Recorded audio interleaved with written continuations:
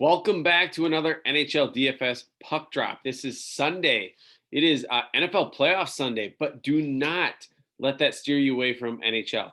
I will say these days where there is a distraction, usually allows for overlay in GPPs and a lot of head-to-head fish that are not snatched up by some of the regular players that might be investing more of their bankroll into NFL today. And I am also playing NFL, and I have that on this channel two videos for both games. So check those out, give those a like. Hit the like button down here on this video if you enjoy the content. I do at the end of this video again have goalies and line stacks. So I know that was a popular demand, and I did add that to the end of this video. If you are new to our channel or you've been listening and just haven't clicked that subscribe button, we have 70% of our viewers that are not subscribers, which is crazy to me. So it's just super helpful for us if you just click that button just to subscribe. So let's get into the slate. We have Mikael Granlund on the cover, a former Wild, who I think is another phenomenal value on this slate tonight. So the totals here, it's like really clear if you're going to be game stacking. There's two games, right? It's going to be the Penguins and the Rangers, and it's the Oilers and in Winnipeg. And you can see down here in the highest game totals, I only listed those two because everybody else is 5.5 right now. Now it might change by the time it gets to closer to game time, but overall, I don't think we see a big significant movement in what games we want to target. Now that doesn't mean that you avoid individuals from other games. It just means in general, that's kind of a perspective that I would take moving into the slate. And I will say, don't be too turned away from how the Penguins and Rangers game turned out last time, because goals did happen. It just happened. Variants caught it with guys like Teddy Bluger and some other third, fourth line goals that just missed Sidney Crosby and Letang and Rust and Gensel. But you want to target where those goals were at, and those were the most likely people to be part of those goals. It just didn't work out on that slate. So the Oilers, I absolutely love in this. I think it's a smash spot for them. Winnipeg going to be coming off a back-to-back, and quite honestly, their defense has been awful this year. Hellebuck's been awful. So I think this is a spot where you can see multi-point performances by McDavid, Draisaitl, and Nugent-Hopkins. So I think they are likely my favorite stack.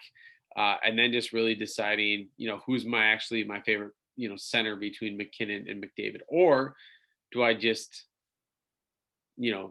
not force myself to make a decision and play both? But we'll get into that. Avalanche 3.3 implied total. The Blues a 3.3 implied total. I think the Blues overall have the best value on the slate, like as a cohesive team and stacking opportunities. Blues and Avalanche are both the biggest money line favors at minus 200. The Islanders coming in at minus 150 against the Devils. And you'll notice, I don't talk about the Islanders that much because, yes, they can put themselves in good spots, and they showed last game. Barzal played well. Anders Lee played well. Brock Nelson had a goal. And I did put Nelson on here, but typically their players don't really have great floors. So it has to be like the best matchup. And then for me, that best matchup has to be better than another matchup that I like on the slate. So I prefer the Oilers. So I prefer the Oilers over the Islanders, even though the Islanders are playing the Devils, who are going to also be awful on defense all season. So the studs here, Nathan McKinnon, 8,500. I think people will actually move away from him again because he only had 3 shots on goal last game, and or maybe it was 4, but regardless, it was disappointing to say the least. But he gets another matchup here against Anaheim, which I think that, let other people jump off the ship, you ride the ship, and you find the cash. So Connor McDavid probably will be the most popular play on the slate, is him and McKinnon, I guess. Scheifele continues to be on a tear. He had another 3-point night tonight and capped it off with the empty net goal at the end. It's always awesome when you can have your guys on the ice in the empty net situations. Those are the little cheap goals that are usually ones that can push you over the top. Zibanejad is probably a GPP only for me, even though Pittsburgh has not been playing great defense. But I do prefer the Pittsburgh side instead of the Rangers side. Draisaitl going under 7K is really nice. Obviously, we know that he only correlates right now with McDavid on power play. Maybe at morning skate or at warmups, we somehow see Draisaitl move up onto the top line, which would be a lot of fun to see, even though I don't think that will be the case. But I do think you can still play them together or play McDavid with Nugent Hopkins. I just think Draisaitl's price is so appealing that it is something definitely to consider. But you likely wouldn't be able to play, McDavid, Draisaitl, and McKinnon, so you'd be giving up the equity in McKinnon. So the mid-range here, Brock Nelson, 6,200, feels a little bit overpriced, but like I said, the matchup is phenomenal. Malkin, the price is really cheap, 6.1. He hasn't been shooting that much this year, so that that makes it a little bit harder in cash to feel really confident about playing somebody like him. But I think he's definitely in play. Joe Pavelski was part of the Dallas onslaught that we saw last game. I don't think that that's going to be a repeat performance, especially against a Nashville team who's normally a lot better on defense. But I think at 5,700, he is viable. Eriksson Ek is playing phenomenal right now for the Wild. 4,100. He has been shooting, blocking, scoring goals, doing everything, and probably my favorite center value of this slate. Kind of wish he just played winger instead for positional purposes. Nick Bonino on the top line, top power play unit, getting a lot of ice time. I think his floor is probably like a shot and maybe a couple blocks, but if he gets any part of an assist or a goal, that's just going to be gravy. I think it's Chittle here for the Rangers, who's also been in excellent form. 3,700, getting some power play time. I think still skating on the third line. I could be wrong, but regardless, he's getting a decent amount of ice time and could provide good value as well. The winger position, Mikko Rantanen has continued a phenomenal season that he left off with last year. He can easily be paired with Nathan McKinnon.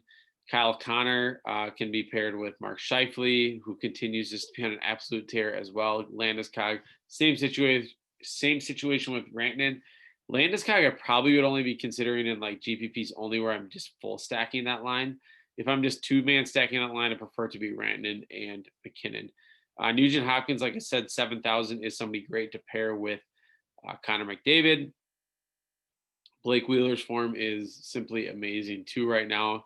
Remember, like the first two slates, he was like 5,300, and now he is reaching 7K. Philip Forsberg, excuse me, at 6,600, set goals in 3 of his first 4 games this season. I think he bounces back here against Dallas. He does have a decent floor as well.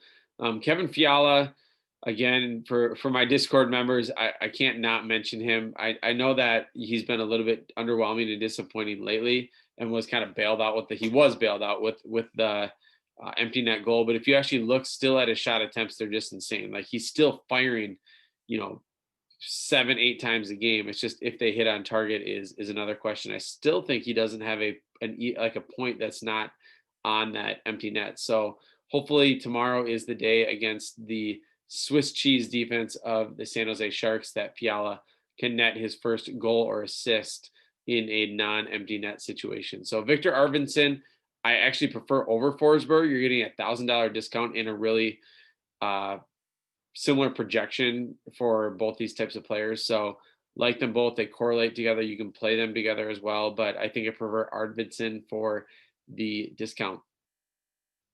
Here's where I was talking about the St. Louis value. I mentioned in my Discord tonight why I used Perron in Showdown. I just think that he was really due for some positive regression. If you saw how he played in the playoffs, I mean, it was like anywhere from 3 to 5 shots on goal per game, just so active. And then obviously the playoffs does present some more opportunities where studs are going to get extra minutes and they're going to be putting up all the shots, but he is too good of a player to be at 4,300. Same with Jaden Schwartz, 4,300. Kyrou continues to hit value. So love all 3 of those guys. And then Mikael Granlund, who was 1 shot on goal away from the 5 shot on goal bonus and 1 block away. So he could have easily had the double, and then you're talking about 15 plus points right there. So I love Granlund and Kyrou as the cheapest values. And if you have a little bit extra salary, going up to Perron and Schwartz. The defender position, I think Brent Burns is going to be clearly my favorite option here, 6,500. Ryan Ellis is also having a really good season, not necessarily like points and assists, and not really as much actually from like a real life defensive perspective, but from a DFS perspective, he is blocking a lot of shots, putting a lot of shots on net, and playing a ton of ice time. Him and Yossi are on the ice like the entire game. So both of those guys all three of those are phenomenal plays. Letang, I would only probably advise using if you are stacking up Pittsburgh, but his floor has not been the same this year as it has been in the past. So I actually think I prefer going to Fox at 5.8, even though the Rangers are going to be underdogs here slightly in this matchup. But he is just getting like plus 25 minutes of ice time, shooting the puck a ton, really active on the power play. So he's having a really good start to the season. Morgan Riley is doing the opposite. He's having an awful season so far this year. And to make matters worse, he had caught an assist or something at the end of the last game, and then they took it away from him. So it's just pouring on that bad season he already is having. But I do think he is due for a bounce back. Now, wait. Now I take all this back. He is not even on the slate. So disregard that. I first put this together with the entire player pool, forgetting that it was two different slates. But yes, Morgan Riley is not on this main slate, so don't have to worry about him. But Tyson Barrie is, and he is 4,400, and he is going to be on the first power play unit for Edmonton, who I've already talked about is one of my favorite teams on this slate. The defenders, there's a lot of nice cheap defenders here. Spurgeon and Brodin for the Wild are playing 25 plus minutes of ice time. It's just a matter of time before they come around in terms of goals or probably more assists. Justin Falk, as I mentioned today on my video today, that he has seen a big increase in his ice time as well and is getting some power play time. So for 3.7K, like him quite a bit. Dobson, the Islanders up and coming stud. I think he had at least 2 assists on the power play. He is on that top power play, so he is phenomenal value and a great stackable player with other Islander skaters. The goalie position, Binnington might not be in net on a back-to-back, but if he is in, I do like him at 8,500. Grubauer should be in with that day off in between. I like Grubauer at 8.4 as well. And he saw actually a ton of shot volume against Anaheim in that last game. Not that I really expect that to repeat, but I think, he has a lot of win equity at 8.4K as well. Kankinen, I think is how I pronounce it, for the Wild, 7,900 is viable against San Jose. Decent win equity. But I think I prefer Varlamov against the Islanders, who is going to be even a bigger favorite and a little bit cheaper. So I do like him. At value, again, I don't love going down here, but I do expect Nashville to rebound from that poor performance. So whoever's in net between Saros or Rene, I think are viable. And then Gibson, if you just purely want to see a ton of shots fired at one guy and just pray that they don't go in, Gibson is your target. Here's our stacks to finish off. The pay-up stacks are pretty obvious in my opinion. McDavid, Nugent Hopkins, plus Draisaitl and Barrie. I think that you could potentially leave off Draisaitl if you wanted just McDavid, Nugent Hopkins, even strength, and then add Barrie in for power play. But Draisaitl and Barrie would both be like power play add-ons. Colorado, McKinnon, Rantanen, Landeskog, and Makar. That is even strength and power play. That is when it is, feels awesome when you're getting full correlation on both even strength and power play, where some teams have guys split up all over the place.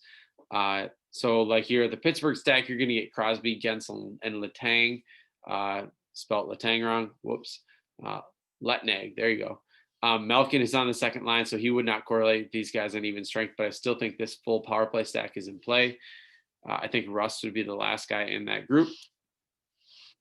Some value that I like here, Schwartz and Shen plus Kyrou for even strength. If you want to go to power play, you can add in Perron maybe instead of Shen. And then Krug is the quarterback right now for that first power play unit. I also like this wild stack here, Parise, Kaprizov, Dumba, and Spurgeon. And then if you want to also add in somebody like Fiala or replace him with one of them as well. And I will say, Kaprizov, if you just watch his highlights, he's had like 2 insane shots that like went off the post. Like the guy is amazing. So again, I know he has not hit the score sheet yet lately after his first 2 awesome games, but he will get there. So thanks again for listening, guys. Hit that like button. It's greatly appreciated. Put any comments about tonight's slate, questions you have, I will get to those. So thanks for listening.